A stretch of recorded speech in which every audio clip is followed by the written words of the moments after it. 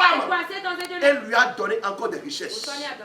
Quand il a pratiqué les mêmes choses que son père a pratiqué, au temps de son père, dans Genèse chapitre 20, 1 à 5, la Bible dit que le roi a donné des richesses à Abraham. Et maintenant, dans Genèse chapitre 26, au temps d'Isaac, quand Isaac a fait les mêmes choses que son père a fait, Isaac aussi a acquis beaucoup de richesses auprès de ce roi. Alléluia. Nous pouvons copier nos parents. Mais quel genre de parents? La Bible dit ceci, que si tes parents t'ont montré le chemin d'endogène, refuse. Refuse. Quand ils vont te maudire, cette malédiction ne va jamais t'arriver. Mais si te montre le chemin du royaume des cieux, il ne faut pas refuser. Il faut accepter. Et prendre ce chemin. Isaac a vu le chemin du royaume des cieux dans les pas de son père. Isaac a aimé ça. Isaac a commencé par faire. Quel genre de comportement nous pouvons montrer à nos enfants au temps du tempête? Quel comportement? Il faut démissionner. Il faut insulter, il faut voler, il faut pleurer, il faut emprisonner, il faut aller faire des cris, il faut renier Jésus. Quel genre de comportement nous sommes en train de montrer à nos enfants au temps du tempête? Vous donnez cette opportunité à des enfants quand ils étaient mineurs. L'enfant n'a pas encore l'âge où on peut lui donner un téléphone Android. Mais on lui achète un téléphone Android. Pourquoi? Parce qu'il a réussi à un examen. Donc si un enfant réussit à un examen, on doit lui donner un téléphone Android. Parce qu'il a terminé l'apprentissage. Parce qu'il a terminé l'apprentissage, on doit le laisser d'aller chercher un mari. Quoi qu'en soit l'âge qu'il a là, il a déjà le diplôme. Donc c'est le diplôme là qu'on attendait pour que l'enfant se marie. C'est ça? Maintenant, puisque le diplôme est arrivé, que ça soit l'enfant est encore mineur ou pas, on doit le laisser et il doit chercher un mari. C'est ça? Ce n'est pas ça. La vie n'est pas comme ça. Mes chers, la vie n'est pas comme ça. Laissez l'enfant de pouvoir avoir la maturité d'âge d'abord. Que l'enfant n'a qu'à comprendre ce qu'on appelle la tempête. Vous voyez là, Abraham n'était pas avec Isaac. Non, Abraham n'était pas là avec Isaac. Isaac était avec sa femme seule. Au temps d'Abraham, Abraham n'était pas là avec Terach. Son père Terach était mort. Abraham était devant la tempête avec sa femme seule. Mais la question que vous vous posez, mais qui lui a donné l'intelligence de pouvoir dire ça à Abimelech pour pouvoir avoir la victoire? Donc apprenez aux enfants comment il faut faire face à la tempête et gérer la tempête et avoir forcément la faveur.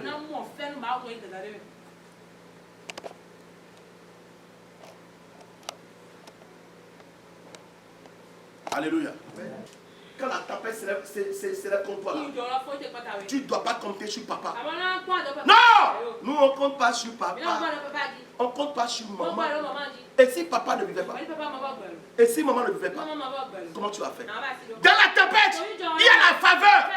Maintenant, si tu n'acceptes pas de faire face à cette tempête, la faveur qui est dedans, tu ne peux pas toucher à ça.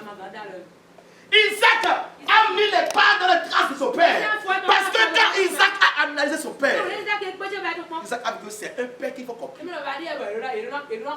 C'est un père qu'il ne faut pas jeter. Quand Isaac a été patient, et Isaac a fait ça, Isaac a fait quoi? Isaac a joué le bonheur qu'il est. Je prie pour toi ce matin que la faveur des cieux te localise dans n'importe quelle tempête qui s'est levée contre ta vie. Alléluia. Que la faveur de Dieu te localise dans n'importe quelle tempête qui ne veut pas te laisser prospérer. Ce matin, dans le nom de Jésus, je dégage toi. À partir de maintenant, quoi qu'en soit le nom de la tempête, quand elle va se lever, c'est toi qui seras le bénéficiaire. C'est toi qui seras le bénéficiaire. C'est toi qui es béni dans ce jeu. C'est toi qui es béni dans cette guerre. C'est toi qui es béni dans cette attaque. À la puissance de Jésus, dis Amen. Pardon, assure-toi. Amen. Dieu tient sa promesse en bénissant Isaac. Alléluia. Le verset 12 à 16. Le verset 12 à 16. Isaac chemina dans ce pays. Et il recueillit cette année le centuple. Quand l'Éternel le bénit. Quelqu'un a dit l'Éternel le bénit. Dis l'Éternel le bénit. Alléluia. Cet homme devient riche. Et il alla s'enrichir de plus en plus jusqu'à ce qu'il devienne fort riche. Il avait des troupeaux de menu bétail et des troupeaux de gros bétail et un grand nombre de serviteurs, aussi un grand nombre de serviteurs. Aussi les Philistins lui portaient envie. Le pays dans lequel la tempête s'est levée contre Isaac. Dans le même pays, Isaac a semé. Et Dieu l'a béni. C'est pourquoi il ne faut pas se déménager maintenant. Patiente-toi. Patiente-toi. Maîtrise la tempête d'abord. Maîtrise la tempête d'abord. Il ne faut pas se dire, je vais déménager, je vais démissionner, je vais quitter là, je vais laisser mon mari, je vais laisser ma femme, je vais quitter l'église, je vais quitter cette maison, je vais quitter ce quartier, je vais laisser ce boulot-là. Cette activité ne m'apporte plus rien. Non, ne dis pas comme ça maintenant. Patiente-toi. Dans la tempête, il y a toujours la faveur. Patiente-toi d'abord. Patiente-toi. Il ne faut pas encore fuir la guerre.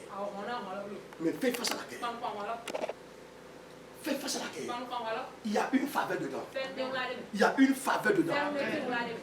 Il y a une faveur. Quoi qu'on soit la dureté de la nuit, le jour apparaîtra. Le soleil apparaîtra. La lumière apparaîtra. Alléluia. Il y a un jour parmi les jours. Il y a un mois parmi les mois. Il y a une année parmi les années. Il faut que tu te patiences. Ils se sont levés contre Isaac. Dans ce pays-là. Et c'est dans le même pays que Isaac a semé. C'est dans le même pays que Isaac a cultivé. Eux, ils voudraient que Isaac n'a qu'à quitter là. Mais Isaac lui cherchait la voix de Dieu qui va lui dire quitte là. Il y a certaines femmes qui démissionnent en frappant des rires. Et après le démissionnement, ils commencent à dire allô chérie, je m'excuse. Chérie, je m'excuse. Je ne connais pas ce qui m'avait pris. Quelque chose m'a pris. Et la chose m'a dit de quitter. De quitter. De quitter. Dans ce même pays, la Bible dit qu'Isaac a prospéré là. Isaac a prospéré là. Mes chers, il n'y a pas de gloire sans tempête. Je vous invite à la patience. Je t'invite à la patience. Je t'invite à la patience. Il ne faut pas encore déménager maintenant. Il ne faut pas encore divorcer maintenant. Non. Il ne faut pas laisser ce boulot. Non. Persévère. Persévère. S'il n'y a pas de tempête, il n'y aura pas de reins solides. Jamais. S'il n'y a pas de tempête, il n'y aura pas de connaissance. Ce n'est pas encore le moment. Je dis non, je ne peux pas. Non, je suis fatigué. Non, je dépose le tablier. Ce monsieur, je suis fatigué de lui. Non, cette femme-là, je suis fatigué de lui. Mes parents ne m'aiment pas. C'est pourquoi je ne fais plus d'elle. Oui, c'est vrai. C'est la douleur que tu sens dans cette tempête-là. C'est la voix de douleur que tu es en train de parler. Ce que tu es en train de dire là, on appelle cela la voix de douleur. Allez voir une femme qui vient accoucher. La femme crie la voix de douleur. Jusqu'à ce qu'elle dit, je ne vais plus jamais m'approcher d'un homme. Après l'accouchement. Bébé, un câlin. Toi qui as dit ça. La femme qui vient accoucher, si son mari arrive là, dans la maternité, et cette femme est dans le travail d'accouchement, si l'homme arrive là, elle dit la chemin de l'homme. C'est toi, hein? C'est toi, hein? C'est à cause de toi, hein? Moi et toi, c'est fini. Moi et toi, c'est fini. Je ne veux plus de toi. Tu es méchant. À cause de toi, je sens la douleur. Mais après l'accouchement, chérie, après l'accouchement, tu vas voir les deux maintenant. Hein? Chérie, ça va? Oui, merci et félicitations. Je t'ai fait une vocation. J'ai fait une belle fille pour toi. Chérie, merci. Merci. Je vais t'acheter la bière. Je vais t'acheter Yahoo. Il faut m'acheter ça. Il faut m'acheter. La femme a déjà oublié le temps de la tempête qu'elle a traversée. C'est ça qu'on appelle la vie de victoire. C'est ça qu'on appelle la gloire. Alléluia. Si tu n'as pas l'habitude de faire face à la tempête,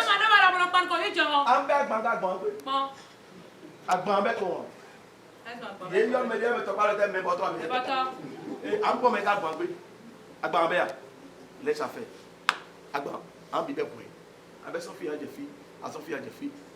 Parce que tu ne veux pas faire face à la tempête. Dieu connaît ta capacité avant de pouvoir accepter à cette tempête de venir vers toi. Le Dieu que tu adores ne peut jamais envoyer un problème qui va te tuer. Jamais. Quelqu'un a dit jamais. Il ne peut jamais faire ça. Si une situation arrive et que je ne commence pas à casser les dents, écoutez ce que je dis. Je dis, Père, tu as permis de ce que cela arrive. Que je connais encore une autre couleur de la. Il n'y a pas de problème. Un homme de faveur. Si vous êtes un homme de faveur, même si vous avez été emprisonné comme Joseph, vous allez manifester l'onction dans la prison.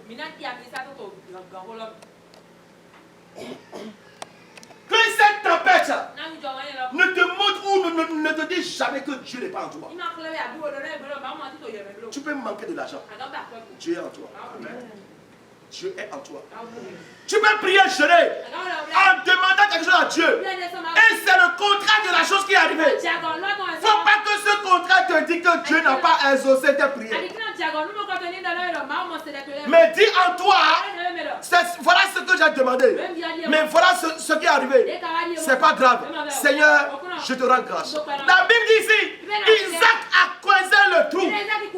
La volonté d'Isaac, c'est que l'eau n'a qu'à sortir dedans. Pour que les gens puissent venir boire. Mais les gens ont attaqué cela. Isaac n'avait pas eu la pensée de ce que les gens vont attaquer.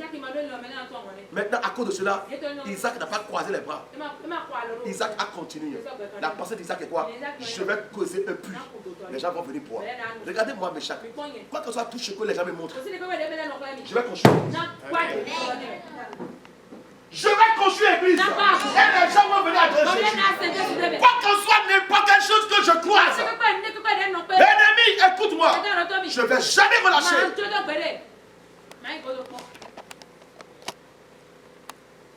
C'est ça mon engagement. Je ne vais jamais relâcher. Écoutez-moi très bien. Même si tout le monde me quitte, et ça reste 3 personnes, je ne vais pas relâcher. Même si cela devient 3000 membres, je ne vais pas relâcher. Je ne vais jamais relâcher. Je ne vais jamais relâcher. Je ne vais jamais relâcher. Jamais. Jamais. Alléluia. Pourquoi? Parce que ma volonté est de pouvoir être ce que je vais poser des puits. Et l'eau potable va sortir. Et les gens viendront pleurer. Les gens viendront pleurer. Alléluia. Isaac n'a pas relâché. Isaac n'a pas découragé. Les gens peuvent dire tout sur vous. Ne découragez jamais. Ne découragez jamais. Quoi qu'en soit n'importe quelle attaque que vous recevez sur ce chemin. Mes frères de la foi, je vous enseigne ce matin. Je vous encourage de la part de notre Seigneur Jésus. Ne laissez pas. Ne laissez pas. Ne laissez pas. Ne laissez pas. Ne laissez pas. Faut pas décourager. Parce que le diable ne peut jamais attaquer quelqu'un qui n'a pas de gloire dans sa destinée. Vous traversez cette situation parce que vous valez mieux plus que le diable. Je vous avais dit. Toute personne qui t'attaque, c'est des gens qui voient que tu as de gloire plus que. Je te dis la vérité. Toute personne qui n'aime pas ta tête, c'est des gens qui voient que tu possèdes quelque chose de glorieux en toi plus que. C'est pourquoi ils sont en train de t'attaquer. Regardez ici. La Bible dit que il y avait des troupeaux de menus bétail et des troupeaux de gros bétail et un grand nombre de serviteurs. Aussi les Philistins lui portaient envie.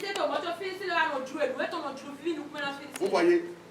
Vous voyez, les Philistins étaient jaloux contre Isaac parce qu'ils ont vu que Isaac a la richesse. Ils ont vu que Isaac a la grâce. Lève-toi sur tes pieds. Dis au nom de Jésus. Tu ne vas pas dire au nom de Jésus. Dis mon Père, Dieu d'Abraham, accorde-moi une nouvelle faveur. Comme ça, une nouvelle faveur. La faveur, bonne mes chers.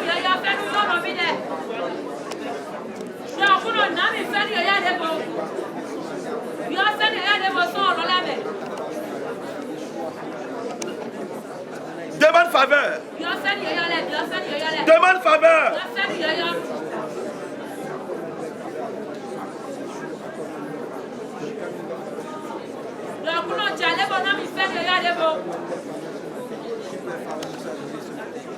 Au nom de Jésus, dis Amen. Amen. Pardon, assure-toi. Alléluia.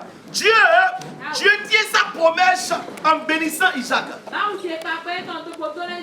Et cette réussite rend les Philistins jaloux. Et ils essaient de se débarrasser de lui en bouchant ses puits. Ils étaient ensemble avec Isaac. Mais quand ils ont vu que Dieu a commencé par bénir Isaac, ils se sont éloignés d'Isaac. Et en s'éloignant de lui, c'est pour porter des mauvaises paroles contre le ministère d'Isaac. C'est ce qui nous arrive aujourd'hui. Ceux qui ne nous connaissent pas, ce n'est pas eux qui nous échouent, mais ceux qui ont resté avec nous. Et après avoir nous quittés, c'est eux maintenant qui soulèvent les gens contre nous. Sinon, ceux qui ne nous connaissent pas, ne nous connaissent pas. Et ils n'ont rien contre nous. Vous voyez ici, la Bible dit que ces Philistins étaient avec Isaac. Ils travaillaient ensemble avec Isaac. Mais quand ils ont vu la grandeur du ministère, et ils ont vu que c'est Isaac qui est devant ce ministère, c'est fini. C'est fini. Puisque ce n'est pas eux, et c'est Isaac. Ils se sont éloignés d'Isaac. Et en s'éloignant maintenant, ils ont commencé par porter des injures. Ils ont commencé par lui envoyer des flèches. Juste pour que le ministère n'a qu'à fermer ses portes. Mes chers béninois, j'ai compris que le problème ce n'est pas faire de béninois. C'est dans le monde entier. Celui qui t'a fait du bien là. Mais qu'est-ce que toi tu veux lui donner de retour?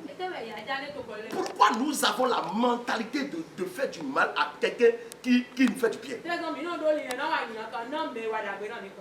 Là maintenant, les Philistins n'avaient pas de puits. Et Isaac a causé un puits pour vous. Mais qu'est-ce qu'il a fait du mal? Il a fait quoi du mal? Isaac a fait quoi du mal? C'est une question. Et ils étaient ensemble avec Isaac. Où le puits a été creusé. Ils travaillaient tous ensemble avec Isaac. Quand ils ont vu, parce que la Bible dit ici que Dieu a commencé par tenir ses promesses avec Isaac. Et quand les Philistins ont vu que de plus en plus, Isaac est en train de devenir riche, ils se sont éloignés d'Isaac. Et ils ont commencé par lui envoyer des injures. Commencez par lui dire des choses horribles. C'est pitoyable. C'est une honte. C'est pitoyable. Et c'est une malédiction. De ce que là où toi tu as appelé Dieu, maintenant tu parles contre le lieu. Donc je te dis que tu ne connaissais pas le Dieu que tu as appelé. Comment appelle-t-on cela? Vous étiez avec M. Isaac. Vous avez travaillé ensemble. Et quand vous avez vu que Dieu a commencé à le bénir, papa, on monte au dimanche. On donne à quoi mais ton demi de l'année? Il y a donné là. Non, mais que Daouya, c'est votre moto baïdé. À quoi mais ton demi de l'année? Et quand il m'a mis ma fleur, il m'a envoyé à Bissari ni 90 jours. Et donc 90 000 par personne. C'est ça. Isaac a donné à manger aux Philistins. Isaac a élevé les Philistins. Isaac a pris soin des Philistins. Et ce sont les mêmes Philistins qui se sont levés pour arrêter le puits, pour détruire le puits, pour faire du mal au ministère d'Isaac. Mais vous ne les regardez pas. Mes chers, ne les regardez pas. Enfants de Dieu, il ne faut pas regarder ces personnes. Ne regardez pas ces ingrats. Ils ont été nés le jour de l'ingratitude.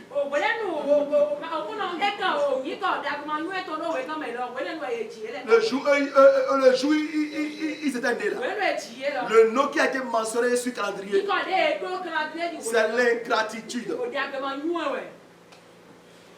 Le jour où ils sont nés là, l'eau qu'on a utilisée pour les faire toucher, c'est l'ingratitude. Et je n'ai pas ici seul qui ont été ainsi. Allez fouiller dans la famille. Vous allez voir qui sont comme ça. Allez fouiller parmi les amis. Les endroits qu'ils ont pris. Vous allez voir que c'est les mêmes choses qu'ils ont fait. Parce que la Bible dit, vous les connaîtrez à travers de leurs fruits. C'est le fruit qu'eux ils portent partout. Isaac dit, il dit, mais chers, vous êtes devenus quoi? Ce n'est pas normal. Ce n'est pas moi et vous, nous étions ensemble ici. La Bible dit que les Philistins portaient la jalousie contre la grâce, la faveur de Dieu dans la vie d'Isaac. Donnez-nous leçon numéro 1. Leçon numéro 1. Alléluia. Merci. C'est selon la dimension de votre grâce que la guerre sera contre vous.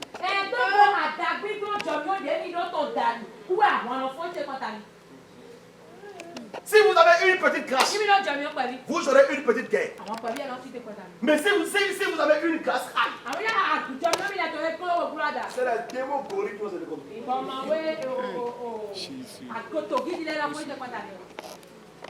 Donc la cause pour laquelle tu souffres, c'est la grâce que tu portes. C'est ton destin. Les gens vous détestent à cause de votre grâce. Les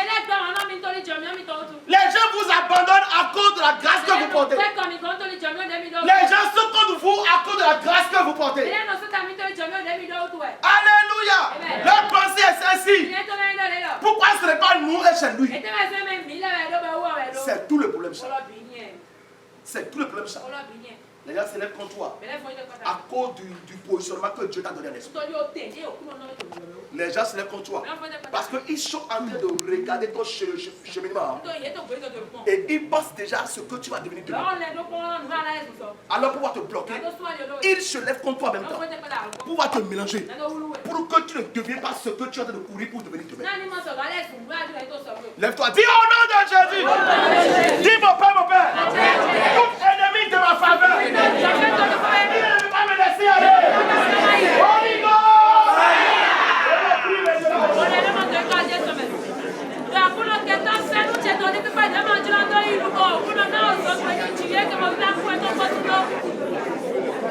Tout ennemi de ma faveur qui ne veut pas me laisser y aller. Que le jugement de Dieu les cherche. Que le jugement de Dieu les cherche. Que le jugement de Dieu les cherche. Au nom de Jésus, dis Amen. Amen. Assois-toi. C'est selon la dimension de votre grâce que la guerre se lève contre vous. Alors je suis sûr, qu'est-ce qu'il faut faire? Il faut persévérer. Il faut persévérer. Il faut aller de loin. Il faut aller de loin. Il faut encore travailler. Il faut encore travailler. Il faut encore travailler. Alléluia. Amen. Au moment où tu n'as pas encore le projet de devenir milliardaire, personne n'a ton temps pour te critiquer. Non. Personne. Au moment où tu ne veux pas bâtir une société et tu es seul chez toi à la maison, personne ne te critiquait. Mais quand tu as bâti la société et les gens vont quitter ailleurs et ils vont venir travailler dedans, les critiques ont commencé. C'est à cause de la grâce que tu portes. Mais tu dois passer en toi. Il ne faut pas raccrocher. Persévère. Dis en toi, je dois aller là où je dois. Quoi qu'en soit, tout ce que les gens disent contre toi. Quoi qu'en soit, toute chose que tu crois. Si c'est la maladie qui t'a attaqué, si c'est l'accident, si c'est les envoûtements, dis en toi, c'est à cause de ma grâce que je suis en train de traverser ces choses. Bien aimé, si ce n'est pas à cause de ta grâce, personne n'a le temps de personne. Personne n'a le temps de personne. À cause de la grâce, la faveur de Dieu qui est sur la vie d'Isaac, les Philistins qui l'ont aidé, les mêmes Philistins ont commencé à porter de la jalousie contre lui. Leçon 2. Selon la grâce, il n'y a pas d'ennemi. Selon la grâce, il n'y a pas d'ennemi. Alléluia. Sans la grâce, il n'y a pas d'ennemi. Alléluia. Je vous avais dit ça tout à l'heure. C'est à cause de la grâce. Maintenant, donne-nous leçon 3. Merci. La jalousie est une force qui divise.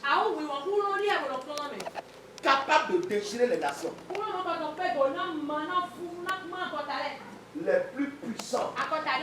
Ou de séparer les amis les plus intimes. Vous voyez? C'est ce que la jalousie fait.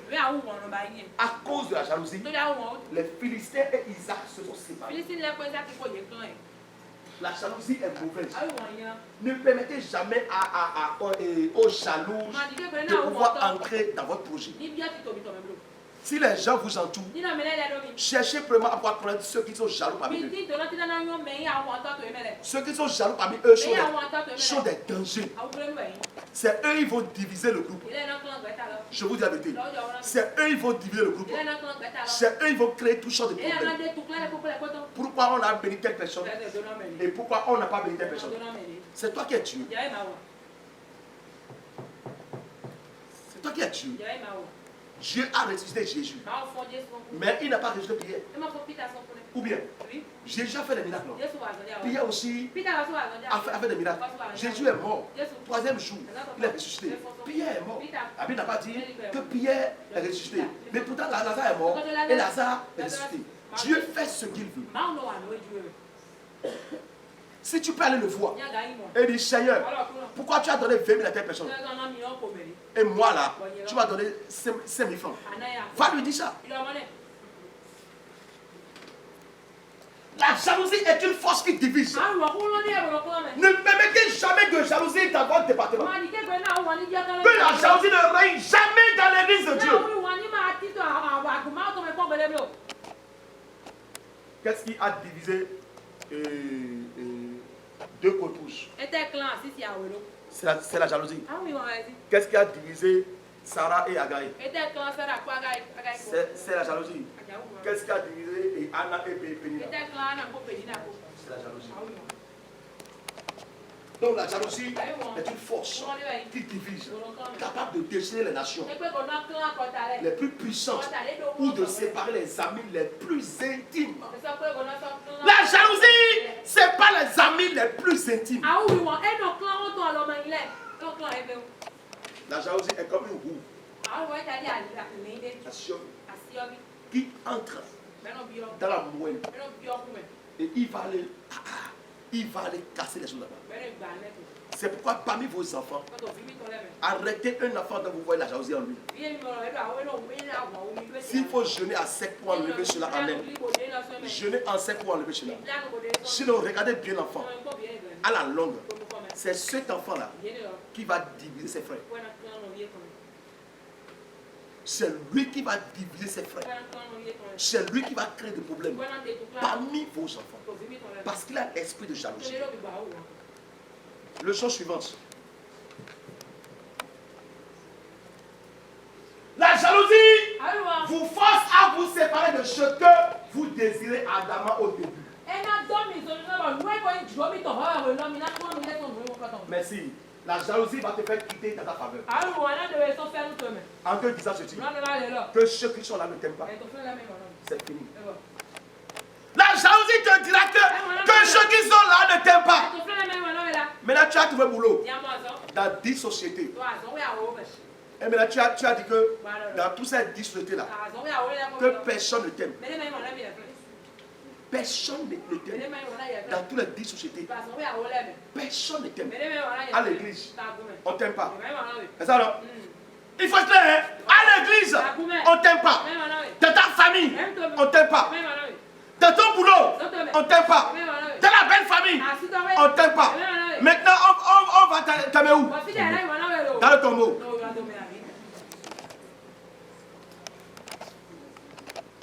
C'est l'esprit de jalousie qui fait ça.